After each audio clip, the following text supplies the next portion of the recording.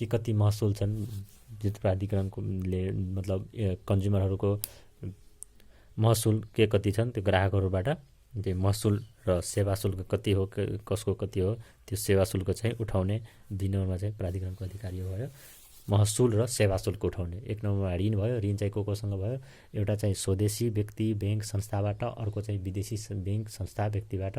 त्यसपछि 3 नम्बरमा चाहिँ ग्राहकबाट महसुल, ग्राहकबाट महसुल र सेवा शुल्क, महसुल कुन ग्राहकको कति महसुल छ त्यो र कसको कति सेवा शुल्क छ त्यो चाहिँ उठाउने।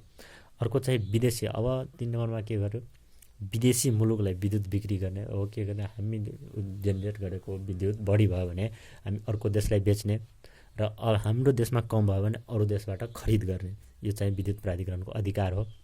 भनेपछि 3 नम्बर पोइन्टमा 4 नम्बर पोइन्टमा विदेशी मुलुकलाई विद्युत बिक्री गर्ने, विदेशी मुलुकलाई विद्युत बिक्री गर्ने वा विदेशी मुलुकबाट विद्युत खरिद गर्ने।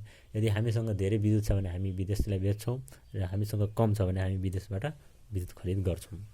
यो 4 नम्बर 4वटा चाहिँ प्राधिकरणको अधिकार भयो। अर्को अधिकारमा हो, अर्को अधिकार 5 नम्बरमा छन् प्राधिकरणको कोषमा रहेको। अब प्राधिकरणको कोषमा रहेको रकम लगानी गर्ने, कुन ठाउँमा चाहिन्छ त्यो ठाउँमा चाहिँ लगानी गर्ने। नयाँ प्रोजेक्टहरू थालिएको छ भने त्यो प्रोजेक्टमा के कति लगानी लाग्छ त्यही त्यो प्राधिकरणको कोषमा भएको रकमहरू चाहिँ लगानी गर्ने। त्यस्तै अर्को चाहिँ प्राधिकरणले वितरण गरेको विद्युतको अनाधिकार उपयोग नियन्त्रण गर्ने। अब विद्युत प्राधिकरणले सप्लाई डिस्ट्रिब्युट गरेको डिस्ट्रिब्युसन लाइनबाट के हुन्छ हाम्रो अनअधिकार उपभोग नियन्त्रण गर्ने। अनअधिकार भनेको मतलब अधिकारै नदेखिन कति हुकिङ गरिरहेको हुन्छ, चोरी गरेर विद्युत चोरी गरेर त्यस्ता व्यक्तिहरू त्यस्ता कामका कर्तव्यहरूलाई चाहिँ नियन्त्रण गर्ने काम चाहिँ विद्युत प्राधिकरणको अधिकारभित्र पर्छ। अर्को अब निजी क्षेत्रबाट, निजी भनेको प्राइभेट क्षेत्रबाट उत्पादित विद्युत शक्तिहरू खरिद गर्ने। अब प्राइभेट कम्पनीहरूले पनि इलेक्ट्रिसिटी प्रोड्युस गरिरहेका छन्, इलेक्ट्रिसिटी जेनेरेट गरिरहेका छन् र तिनीहरूबाट चाहिँ हामी इलेक्ट्रिसिटी एनइएले के गर्नु पर्यो इलेक्ट्रिसिटी खरिद गर्ने काम गर्नु पर्यो। त्यो चाहिँ नेपाल विद्युत प्राधिकरणको अधिकारभित्र पर्छन्। भनेपछि निजी क्षेत्रले उत्पादन गरेको विद्युत शक्ति खरिद गर्ने। अर्को चाहिँ लास्ट पोइन्ट रहेको छ आफ्नो काम र कर्तव्य पुरा गर्नको लागि अपरिहार्य र आवश्यक सबै काम गर्ने।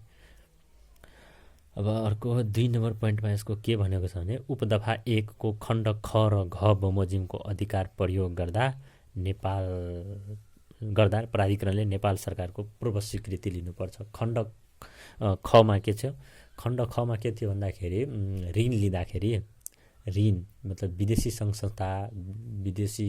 संस्था अन्तर्राष्ट्रिय सङ्घ संस्थाबाट हामीले ऋण लियो भने के अरे हामीले होइन विद्युत प्राधिकरणले ऋण लियो भने विद्युत प्राधिकरणलाई नेपाल सरकारको स्वीकृति लिनुपर्छ। अर्को खण्ड घमा के थियो? खण्ड घमा यो थियो कि हामीले विदेशलाई बेच्नु पर्यो या विदेशबाट हामीले खरिद गर्छौँ भने त्यसको लागि पनि हामीले नेपाल सरकार हामीले होइन एनइएले नेपाल सरकारबाट पूर्व स्वीकृति लिनुपर्छ। यो चाहिँ विद्युत प्राधिकरणको अधिकारहरू भयो। त्यस्तै अब सेक्सन 21मा छ जग्गा प्राप्त गर्ने। सेक्सन 21मा जग्गा प्राप्त गर्नेमा के छ भनेर यसो प्राधिकरणलाई देहाय प्रायोजनका लागि नेपाल सरकारले प्रचलित कानुन बमोजिम आवश्यक जग्गा प्राप्त गरिदिन सक्नेछन्। के प्रायोजनका लागि नेपाल सरकारले प्राधिकरणलाई जग्गा प्राप्त गरिदिन सक्छ भने सबभन्दा पहिले बाँध तथा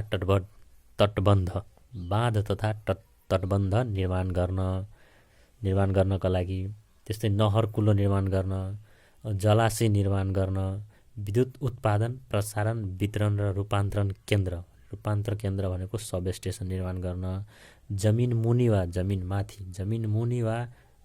माथि विद्युत तार वा लाइन जडान गर्न, विद्युत लाठा भनेको पोल, इरेक्सन अफ पोल, विद्युत लाठा ठड्याउन, त्यस्तै विद्युत सम्बन्धी अन्य सुविधाहरू निर्माण गर्न, प्राधिकरणको उद्देश्य पूर्ति गर्न गरिने अन्य काम गर्न।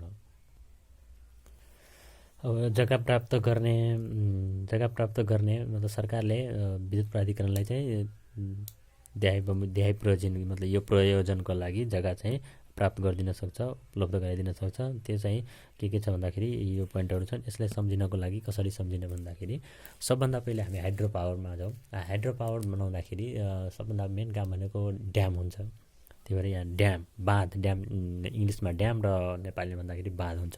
बाँध बनाइसकेपछि बाँधबाट हामी के गर्छौँ, क्यानल, त्यहाँबाट क्यानल ल्याउँछौँ, नहर जस्तो नहर बनाएर पानीले चाहिँ ल्याएर के गर्छौँ, फोडबे हुन्छ, पोखरी जस्तै जलाशय भनौँ त्यसलाई, फोडबे जलाशयमा राख्छौँ। भने सबभन्दा पहिले के भयो, बाँधबाट के भन्यो, कुल्लो बनाएर ल्याएर कहाँ स्टोर गर्यो, जलाशयमा, मतलब पोखरीमा, यसरी फोडबे भनिन्छ।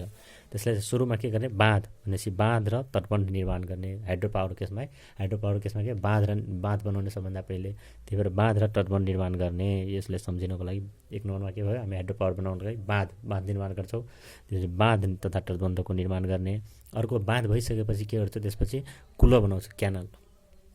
त्यो 2 नम्बरमा के भयो, क्यानल, नहर, कुल्लो निर्माण गर्ने। कुल्लो निर्माण गरिसकेपछि त्यहाँबाट बाँधबाट पानी आएर कुल्लो थ्रु पानी आएर के गर्छ, स्टोर हुन्छ फोडबेमा स्टोर हुन्छ भनेपछि त्यसलाई जलाशय भनौँ। त्यसपछि 3 नम्बरमा के भयो, जलाशय निर्माण गर्ने। अब जलाशय निर्माण गरिसकेपछि जलाशयमा पानी स्टोर भइसकेपछि त्यहाँबाट के भयो, अब पानी टर्बाइनमा गयो, त्यसले टर्बाइनलाई रोटेट गराइसकेपछि जेनेरेटर रोटेट भयो, त्यहाँबाट चाहिँ इलेक्ट्रिसिटी प्रोड्युस भयो भनेपछि विद्युत उत्पादन, इलेक्ट्रिसिटी प्रोड्युस भयो। अब त्यो इलेक्ट्रिसिटी प्रोड्युस भइसकेपछि त्यसलाई के गर्नुपर्छ, हामीले प्रसारण भनेपछि ट्रान्समिसन गर्नु पऱ्यो। विद्युत उत्पादनपछि विद्युत ट्रान्समिसन गरिसके पछाडि अब त्यसलाई कन्ज्युम गर्नु पऱ्यो, कन्ज्युमरहरूकोमा पुर्याउनु पऱ्यो। त्यसको लागि के गर्नु पऱ्यो, डिस्ट्रिब्युसन, वितरण र रूपान्तरण केन्द्र। अब डिस्ट्रिब्युसन सेन्टरमा पुर्याउनुको लागि हामी सबस्टेसन बनाउनु पऱ्यो। सबस्टेसन भनेको डिस्ट्रिब्युसन सानो कन्ज्युमर, मतलब सानो डोमेस्टिक कन्ज्युमरको लागि के गर्नु पऱ्यो, पोल माउन्टेड सबस्टेसन बनाउनु पऱ्यो। पोल माउन्टेड भनेपछि यो सबस्टेसन भयो। सबस्टेसनको निर्माण गर्ने यो भइहाल्यो। विद्युत उत्पादन, प्रसारण, वितरण र सबस्टेसन निर्माण गर्ने। त्यसपछि सबस्टेसन निर्माण गर्यो, विद्युत उत्पादन प्रसारण गर्यो। अब चाहिँ त्यसपछि तार, जमिन मुनि या माथि तार लाइन जडान गर्नको लागि के गर्नु पर्यो, के चाहिन्छ, विद्युत पोल चाहिन्छ भनेपछि विद्युत पोल ठड्याउने, तार, विद्युत पोल पनि ठड्याइसक्यो। अनि जमिन मुनि र माथि तार लाइन पनि जडान गरिसक्यो। यसरी चाहिँ जग्गा प्राप्ति ऐनको सम्झिन सकिन्छ। र विद्युतसँग अन्य सम्बन्धित सुविधाहरू निर्माण गर्ने, विद्युत प्राधिकरणको उद्देश्य पूर्ति गराउने अन्य काम गर्ने। आज मैले सेक्सन 20-21 सम्म सकाएँ। यो चाहिँ मैले मेन पोइन्टहरू विद्युत प्राधिकरण ऐन 2041 को मुख्य पोइन्टहरू टिपोट गरेर एक्सप्लेन गरिसकेँ। अब अर्को नेक्स्ट लेक्चरमा मैले त्यो 21 उता 25बाट स्टार्ट गर्नेछु। 25, 26, 28, 34 र 36, 37 बाँकी छ। तपाईँहरूलाई यो भिडियो हेर्दाखेरि कस्तो लाग्यो, कृपया सुझाव सल्लाहको लागि लाइक, कमेन्ट गर्नुहोला र च्यानललाई सब्सक्राइब गरिदिनु होला। छेउमा रहेको बेल आइकन पनि प्रेस गरिदिनु होला। हस्त, धन्यवाद।